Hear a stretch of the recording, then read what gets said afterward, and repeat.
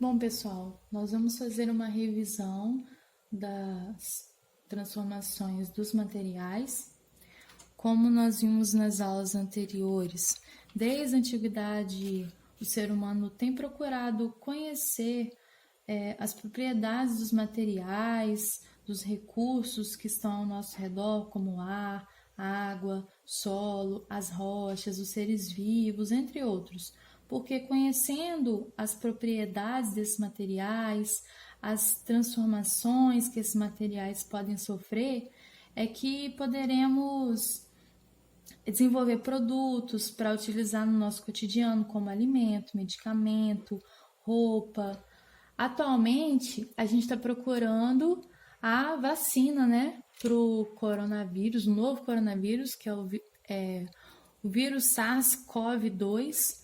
Ele tem desenvolvido a doença Covid-19, que está falando muito aí na mídia, e vocês foram liberados das aulas presenciais para ficar em casa em isolamento social, justamente para prevenir o contágio dessa doença que não tem cura até então, não há vacina, não há tratamento comprovado. Há muitas pesquisas no mundo inteiro estão pesquisando sobre o coronavírus, mas não há nada comprovado cientificamente ainda, porque a gente sabe que para a metodologia científica ser comprovada, é necessária repetição dos testes com grupos controle, em lugares diferentes, com populações diferentes, e aí, depois de um tempo, tendo aquele mesmo resultado positivo, que vai comprovar que aquele tratamento ou aquela vacina é eficaz ou não. Até então, a gente ainda tem poucas pesquisas nessa área. Por ser um vírus novo, a gente não sabe como trabalhar com ele. A gente não sabe ainda se pessoas que forem curadas devido à própria imunidade, daqui a um tempo podem pegar ou não o vírus, se elas já ficam imunes ou não. Alguns pesquisadores acreditam que sim, outros não. Não tem ainda uma base científica sobre isso, porque não tem pesquisas suficientes. Então, o que a gente tem que fazer? Reforçar nossas medidas de higiene, lavar direito as mãos, não sair de casa. Se o pai e a mãe de vocês precisar ir na rua para comprar um medicamento ou um alimento, chegou em casa, tem que higienizar tudo, tira aquela roupa que estava na rua, já vai tomar um banho, já lava tudo que veio da rua para evitar o contágio. A gente sabe que no nosso país poucos testes estão sendo realizados em relação à quantidade da nossa população, que é muito grande. Deveria haver muito mais testes, porque grande parte dos acometidos por essa doença são assintomáticos.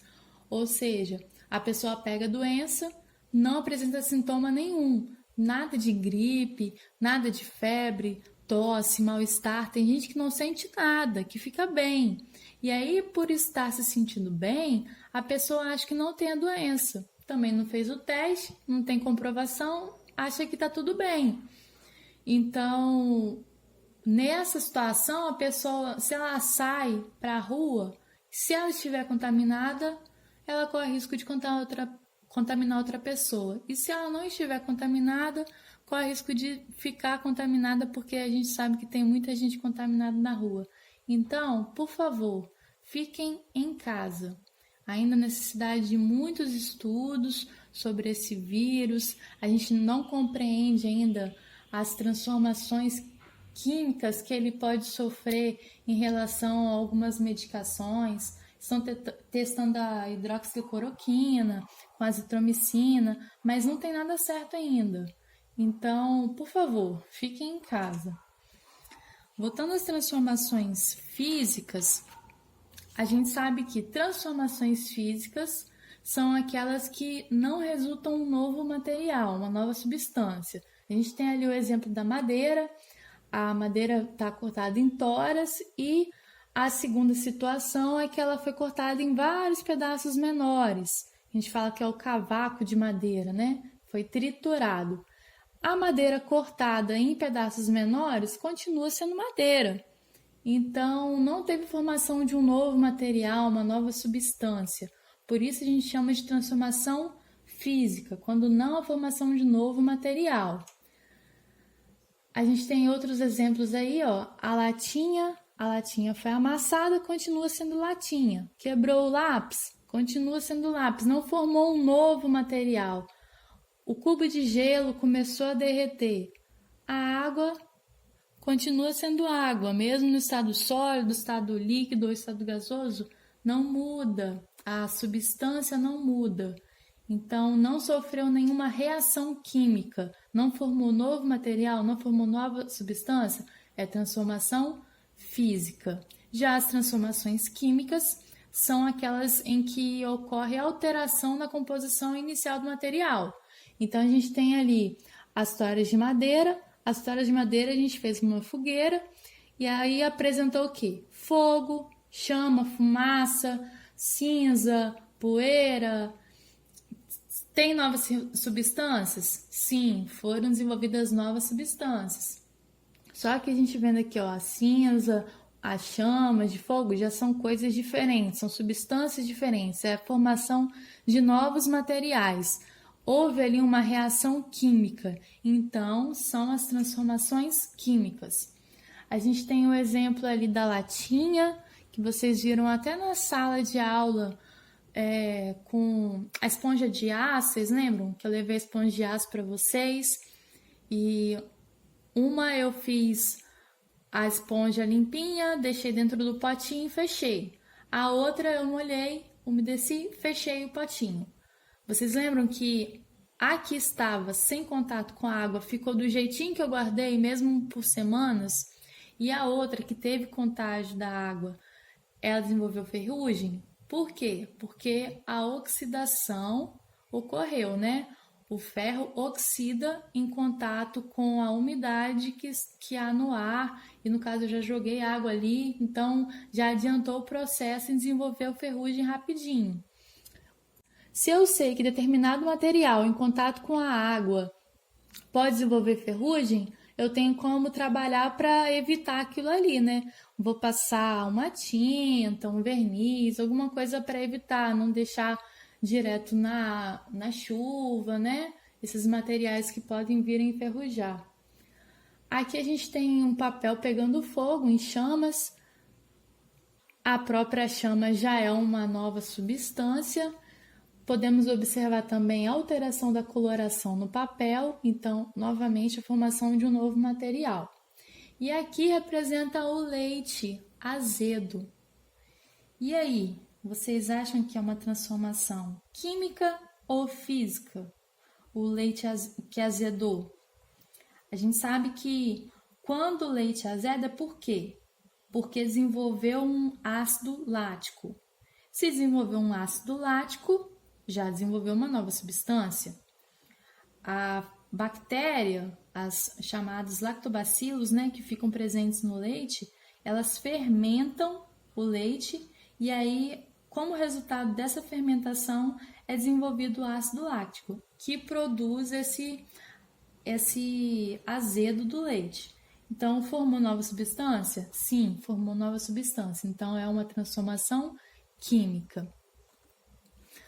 Aqui nós temos a classificação, né, do estado sólido, líquido e gasoso.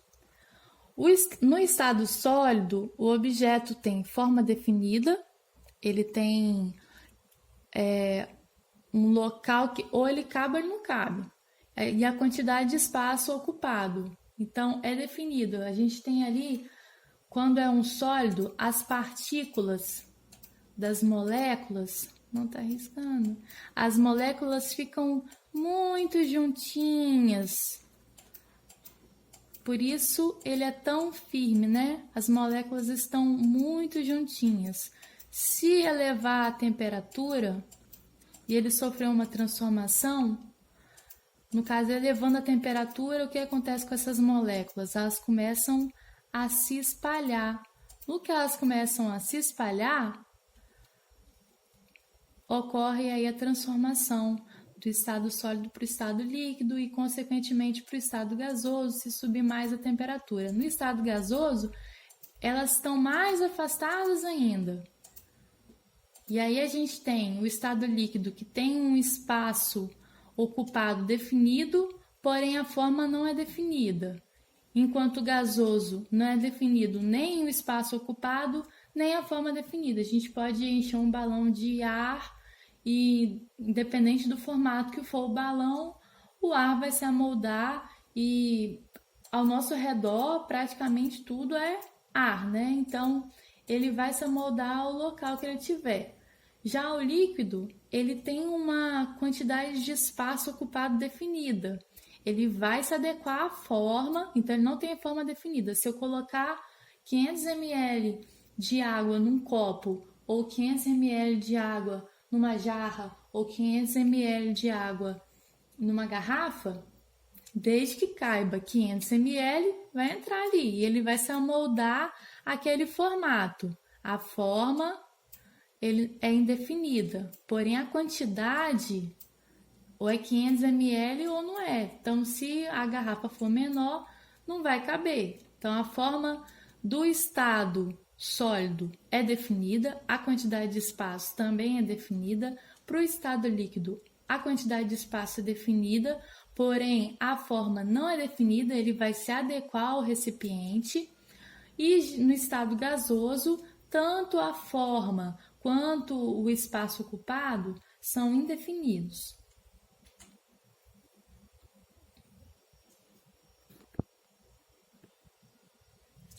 Havendo alteração de condições do ambiente em questão, como a temperatura e a pressão, os materiais podem passar de um estado físico para outro. E como qualquer outra substância, a água pode mudar de estado físico por aquecimento ou resfriamento, ou seja, quando ela ganha ou quando perde o calor. O calor é uma forma de energia que passa de um corpo mais quente para outro mais frio. Para a água passar do estado sólido para o líquido ou do estado líquido para o estado gasoso, ela precisa ganhar calor, ou seja, precisa ganhar energia, precisa esquentar. E a luz do sol, botando esse solzinho aqui, é uma fonte de calor. Cada mudança de estado físico recebe um nome. Vocês viram que quando transforma do sólido para o líquido é a fusão. Do líquido para o gasoso ocorre a vaporização, do gasoso para o líquido, retornando, né, é a condensação, do líquido para o sólido, a solidificação, e tanto do gasoso para o sólido quanto do sólido para o gasoso, a gente chama de sublimação. Para essas alterações acontecerem, tem que ocorrer a alteração da temperatura. Aqui a gente tem o ponto de fusão. O ponto de fusão é 0. Ponto de fusão da água é 0. Então, se a fusão é a transformação do estado sólido para o estado líquido, sempre que, vamos supor que eu tenho um cubinho de gelo que eu botei no congelador para gelar.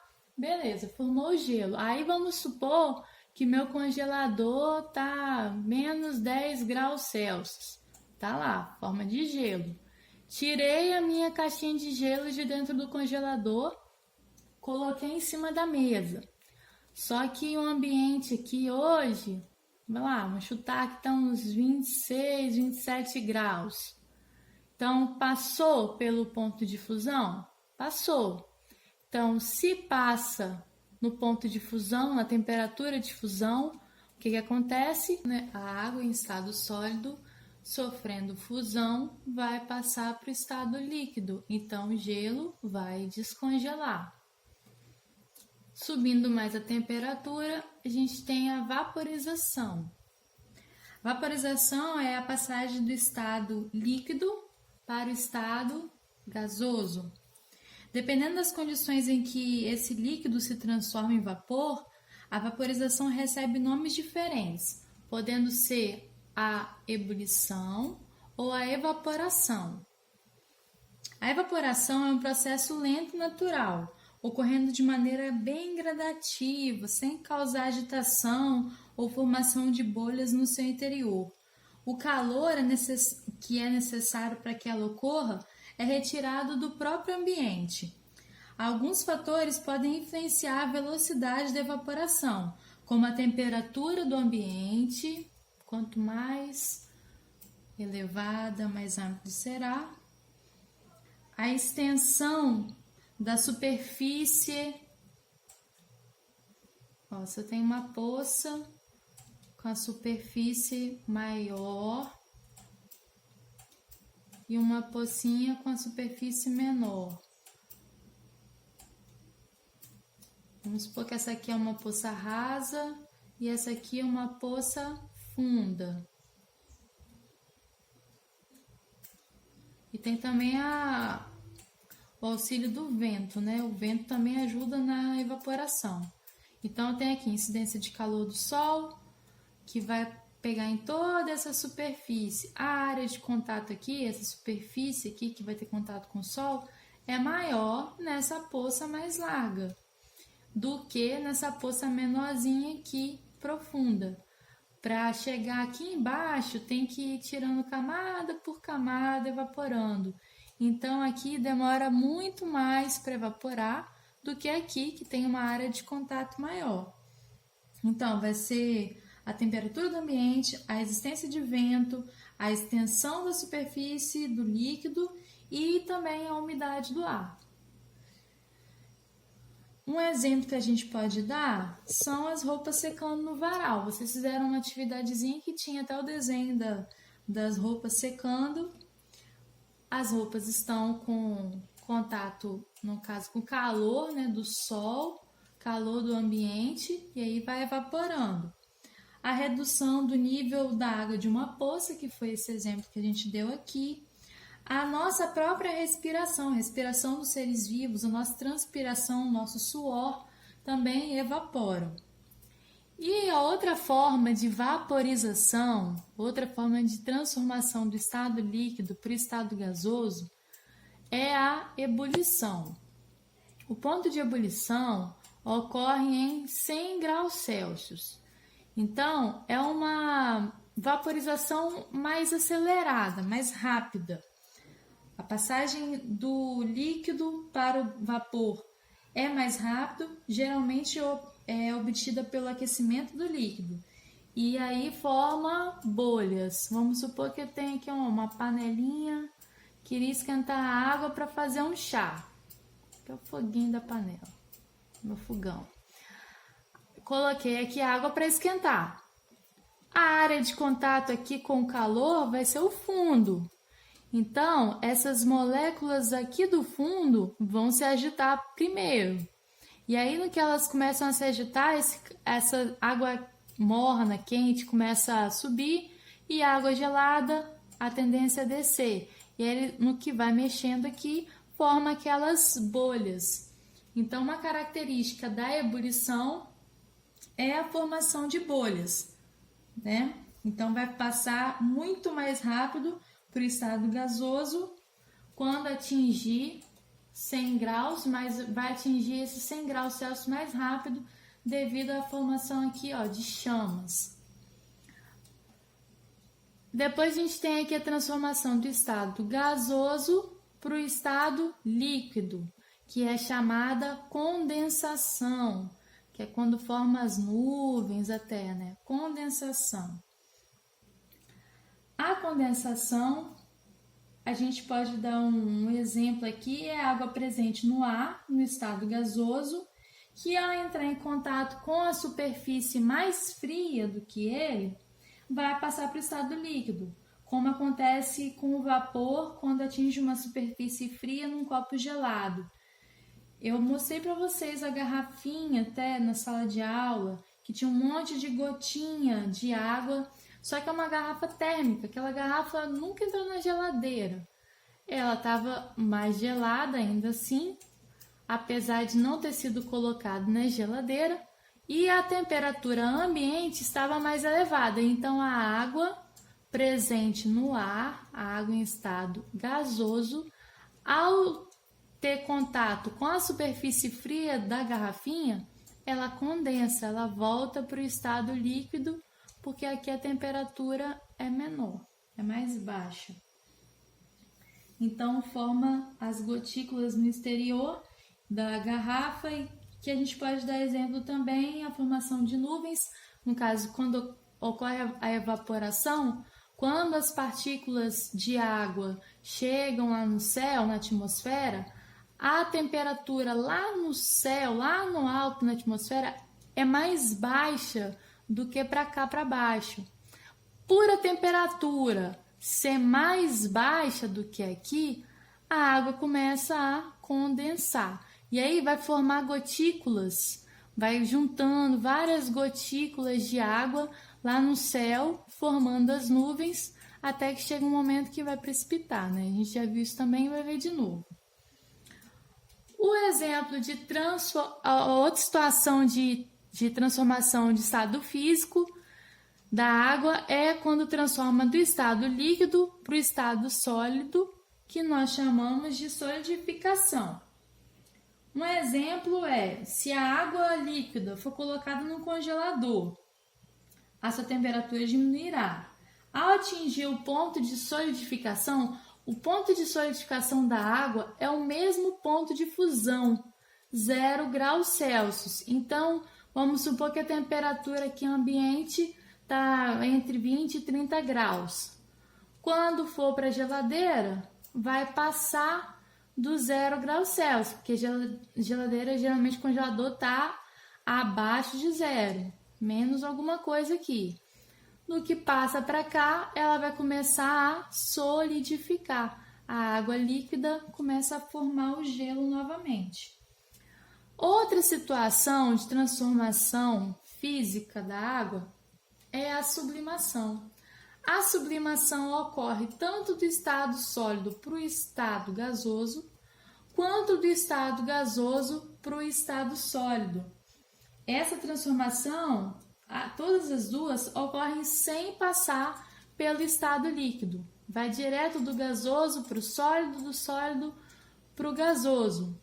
Um exemplo que a gente tem aí é naftalina, a cânfora, o gelo seco. O gelo seco a gente sabe que eles congelam o gás, né? Então vai direto do gasoso para o sólido, depois transforma do sólido direto para o gasoso. Prosseguindo, nós temos o ciclo da água. O que acontece? Temperatura sobe, ocorre o quê? A vaporização. Só que essa vaporização aqui é aquela da forma natural, que ocorre de forma lenta, que é a evaporação. Então, aqui, ó, evaporação. Aquela que ocorre de forma lenta. A água vai evaporar, chega aqui, ela encontra uma atmosfera com temperatura inferior ao que estava aqui quando ela evaporou. Então, essa água começa a condensar. Ela sai do estado gasoso e passa para o estado líquido. E aí ela permanece aqui na atmosfera ainda, vai juntando aquele monte de gotícula de água no céu, até que ocorre a precipitação. Precipitação é quando ocorre a chuva. Então, a temperatura vai cair mais ainda, né? E aí a água acaba caindo. Se a temperatura cair muito rápido lá em cima, o que é que vai acontecer? Vai formar o granizo. Ao invés de descer água em estado líquido, vai descer em estado sólido. Granizo, gelo. Essas regiões aqui mais altas, a gente tem aqui o exemplo de uma região de geleira. Ela está numa situação em que é mais frio onde ela está, por isso vai permanecer no estado sólido por mais tempo. Aqui nesses lugares muito frios pode acontecer a sublimação, que a gente viu no exemplo anterior. Eita, um momento. A sublimação, que é quando vem do estado gasoso direto para o estado sólido. De tão frio que está lá em cima, já passa direto para o estado sólido. Essa água aqui da precipitação, a água que acumulou nas geleiras, ela começa a escoar, vai escoar pelos rios, chegando aos mares e oceanos, vai infiltrar nos lençóis freáticos ou subterrâneos, né? Então ocorre a infiltração, ocorre o escoamento, para depois ocorrer novamente a evaporação. A evaporação ocorre também através da nossa respiração, do nosso suor, né? A transpiração. As plantas, vegetais também liberam água através da transpiração, da gutação, que a gente já viu também nas outras aulas, e os animais também.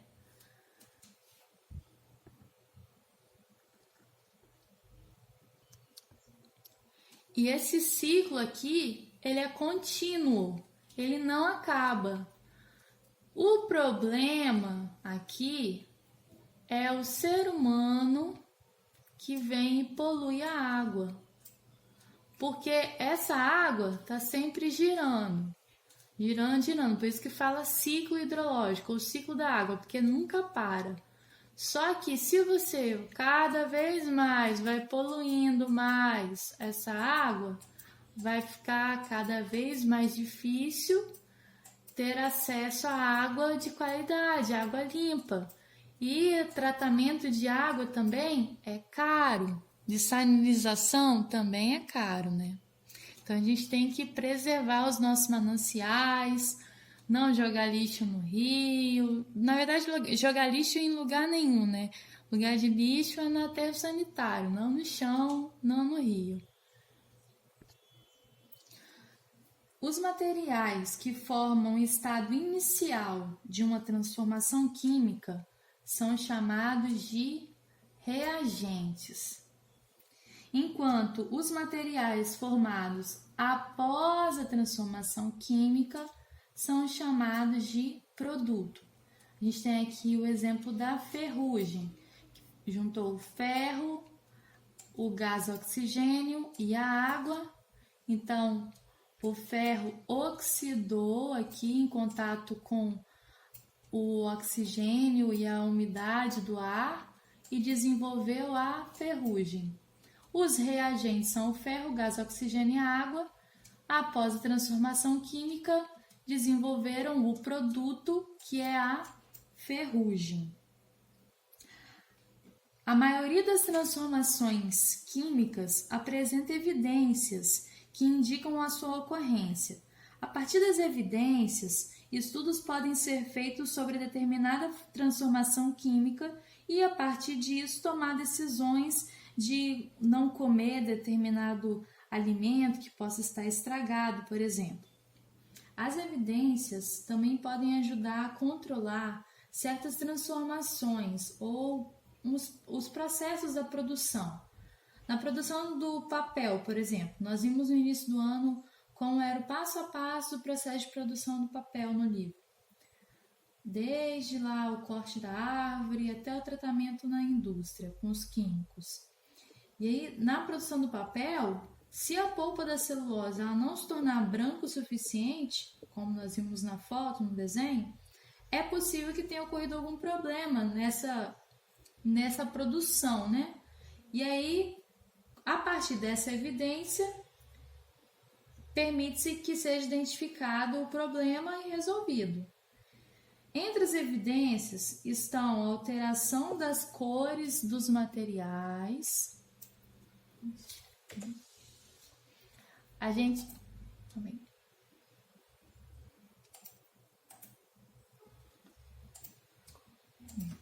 A alteração das cores dos materiais. A gente pode observar isso na decomposição dos alimentos. A gente tem aqui a maçã verde, foi mudando a coloração. A gente está observando já o que? Que ela está estragando. Chega num momento aqui que ela ressecou e desenvolveu fungos. Então, a gente sabe que pela alteração da coloração, houve uma transformação química. A formação de gases, né?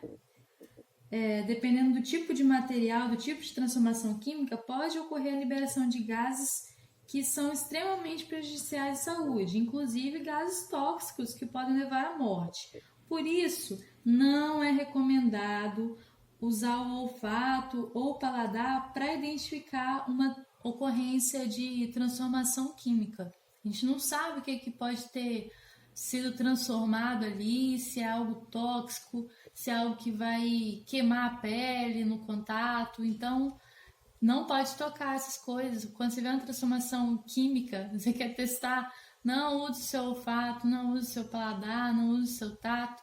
Use os equipamentos de segurança, né, para chegar perto de alguma transformação. Os EPIs, a luva, máscara, óculos. Na produção do pão, aqui a gente tem o pão, não sei se dá para vocês observarem que ele está em tamanhos diferentes. Aqui ele está menorzinho, aí foi aumentando. Por quê? Ocorreu a fermentação. Durante a fermentação, ocorre a formação de gases, a liberação de gases. E aí ele começa a crescer devido a esses gases que estão aqui da fermentação. Entrou no forno, ocorreu também a alteração da cor, né? Então, tanto a liberação dos gases quanto essa mudança na cor do pão representam transformações químicas, né? E o outro exemplo que a gente tem aqui é a combustão, a queima, que é um exemplo de evidência em que a transformação química forma chama e a variação de temperatura ocorre. Dependendo do que está sendo queimado aqui, pode ocorrer formação de fumaça, que é a mistura de fuligem, né? Água e gás. E isso daqui é uma evidência de que está liberando gases. E por enquanto é isso, gente.